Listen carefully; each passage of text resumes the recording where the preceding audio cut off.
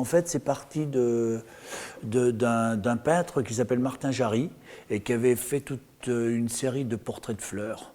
Il voulait éditer ses portraits dans un livre et il ne savait pas quel texte pouvait accompagner ces portraits de fleurs. Et puis moi j'avais une histoire, j'avais un début d'histoire d'un vieux couple de gens à la campagne qui s'appelait Phytopète et Mémermone. Et j'avais dû faire une page et demie, je n'avais pas avancé.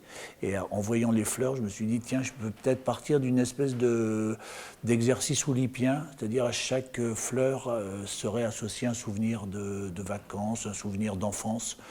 Et c'est ce que j'ai fait. Donc j'ai inventé un personnage parisien qui va à la campagne et qui voit ses grands-parents très différents. Et on le voit grandir au fur et à mesure des chapitres. Et on voit se dessiner aussi le portrait de ses grands-parents que tout oppose sauf l'amour des fleurs.